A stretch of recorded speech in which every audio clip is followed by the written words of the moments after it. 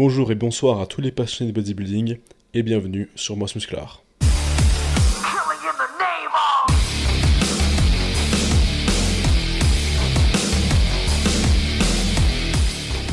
Alors bro, aujourd'hui on va parler donc de ce qui s'est passé ce week-end, parce que ce week-end c'était un week-end assez cool pour tous les grands fans du bodybuilding, surtout les fans des bodybuilding des années 2000. Et donc on va commencer avec l'anniversaire de Jay Cutler qui fête ses 50 ans et nous dévoile quelque peu son physique avant son guest posing au Master Olympia. Alors on peut voir qu'il maintient pas mal de masse et une bonne condition pour un bodybuilder à la retraite depuis plus d'une dizaine d'années. Et c'est impressionnant parce qu'il y a peu de Mister Olympia qui ont pu maintenir une telle condition et une bonne santé après leur retraite. Surtout après autant d'années à concourir et du coup à s'injecter des stéroïdes, hein, on va pas se le cacher. Et Jay, c'est l'exemple pour moi du bodybuilder qui a travaillé intelligemment, qui a fait sa retraite aussi intelligemment, et qui a su du coup se retirer de la compétition tout en gardant un physique vraiment de bodybuilder, parce qu'il reste quand même énorme pour un gars qui fait plus de compétition. Donc il pose ici aux côtés de Phil Heath, qui n'a pas concouru depuis 2019, mais qui n'est pas à la retraite officiellement, et aux côtés de Regan Grimes, dont on parlera un peu plus tard, qui est un jeune, concrètement. C'est un petit par rapport à Jay. Malgré les 50 ans de Jay Cutler, il ne fait pas le figure face à ces deux-là. Alors ensuite, nous avons Logan Franklin qui se prépare pour se qualifier à cette Olympia. Alors elle n'a pas pu participer l'an dernier suite à des soucis de santé, mais là je suis certain que le Texas Oak, donc c'est comme ça qu'on l'appelle, parce que beaucoup de gens le comparent à Arnold Schwarzenegger.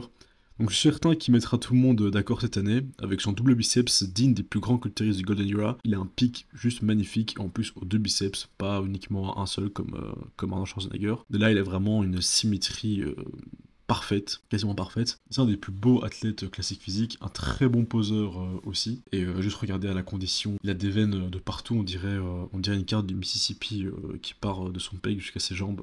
Clairement un top Olympia. Surtout que lui aussi va pouvoir devenir plus lourd que les années précédentes, donc j'ai aussi hâte de voir ce que ça donne sur une frame comme la sienne. Ensuite nous avons Blessing Awodibu, donc qui a 5 semaines de sa prochaine compétition. Il a l'air bien plus propre et bien plus prêt qui ne l'était à Chicago. J'ai aucune idée de pourquoi il a participé à Chicago Pro, mais franchement, il aurait pas dû. On aurait dit qu'il était, pas un peu abusé en disant qu'il était présent à guest posing, mais ça se voyait qu'il était à 7 semaines d'une vraie compétition. Donc là, ça fait du bien de le voir avec une taille beaucoup plus fine, parce que c'est l'une des tailles les plus fines actuellement, c'est un des physiques les plus esthétiques sur l'Olympia.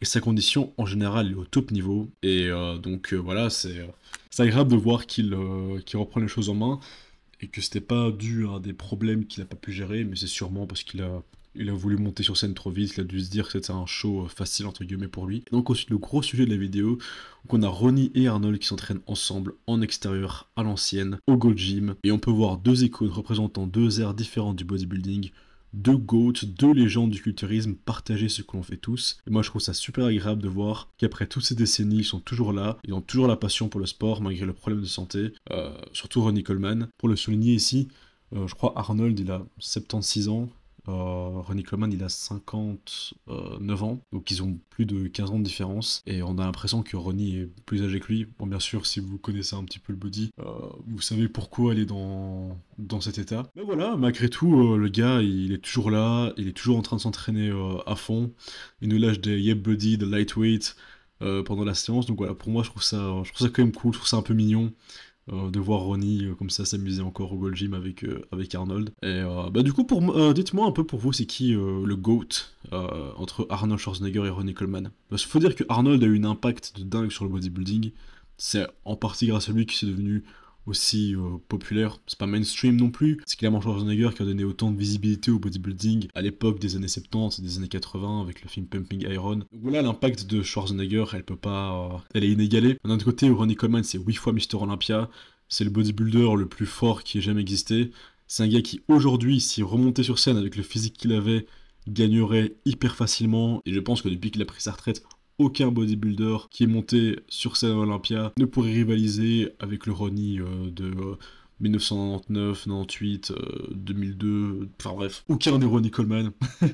Peut-être avec celui de 98 parce qu'il était un peu plus mince, un peu plus maigre, mais il avait une condition que bah, aucun bodybuilder aujourd'hui en open n'arrive à avoir. Donc voilà, pour vous, qui peut-on appeler le GOAT du bodybuilding? Bon, je vous donnerai mon avis dans une autre vidéo. Et alors, deux petits sujets de dernière minute. Pendant que je faisais cette vidéo, Keon Pearson et Thibaut InShape ont posté deux physique updates. D'abord, on va commencer par Keon. Je dis ça parce que ce soit de face ou de dos, il est juste magnifique. Il est non seulement massif, mais extrêmement esthétique, symétrique. Le seul problème qu'il a, c'était la condition. En tout cas, sur la dernière compétition qu'il a fait, ainsi que les deux Olympia où il a participé. Bon, le tout premier, il avait un problème apparemment au niveau de l'estomac, quelque chose comme ça, donc il avait vraiment une condition très mauvaise. L'année passée, il avait une bien meilleure condition, mais il n'avait pas encore vraiment réussi à arriver à ce niveau de détail, écorchage au niveau de la peau. Et donc là, ici, il nous donne un petit physique update, et là, j'ai l'impression qu'il est sur la bonne route pour justement cette année venir faire sa compétition qualifiante avec la condition qu'on attend d'un athlète 212. Précision, donc Keon Pearson, c'est un athlète qui concourt en 212, donc c'est une des catégories à l'Olympia. Donc il n'est pas en open, il fait pas partie de ceux qui concourent avec Adi Chupan, Samson Dauda, des choses comme ça. Lui, il est dans une catégorie juste un peu en dessous, qui en gros est faite un peu pour les gars un peu plus petits. Et Keon, en général, il est bien en dessous des 96 kilos. Enfin, c'est juste dingue de voir un truc. Enfin, de voir un mec comme ça et te dire que le gars il est en dessous de 96 kilos. Et ensuite, donc, un update de Thibaut InShape. Dernière nouvelle, je suis plus trop ses vidéos, etc. La dernière nouvelle était devenu un crossfiteux. Enfin, il a encore du body, je pense, à côté. Mais voilà, donc, très très beau physique de notre petit Thibaut. Des beaux pecs, des belles épaules, ça a toujours été son point fort à lui, hein, les pecs et les épaules. Mais en tout cas, ce qui est admirable, c'est donc déjà la définition qu'il a, il a les abdos splendides, pareil pour les stries sur les pecs. Et voilà, c'est ça que ça donne, hein, 13 ans de musculation. Moi j'aime bien Thibaut, je le trouve assez drôle. C'est un gros troller, donc j'aime bien ça. Et faut dire les choses, pour un physique naturel, pardon, il a un physique plus que décent. Et la petite veine sur l'épaule et sur le pec, et les grosses meules. Bon, allez, je vais arrêter là. Bonne journée à tous. Ciao. Merci à vous d'avoir suivi cette vidéo jusqu'au bout. N'hésitez pas à me rejoindre sur Instagram pour beaucoup plus de news en direct. Pensez à vous abonner, à mettre un commentaire, à liker la vidéo et à la partager si elle vous a plu. C'était Karim des Boss Musclars. Bonne soirée.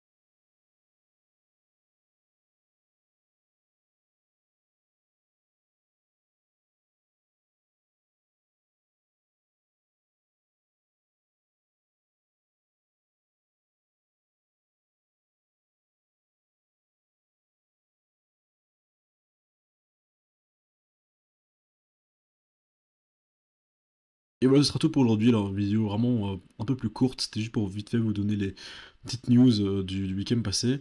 Dans la prochaine vidéo, on parlera donc de Stéphane Matala et Jojo Rush, donc qui se préparent tous les deux pour le UK Pro. Ne manquez pas ça, elle va sortir plus ou moins en même temps que cette vidéo-ci.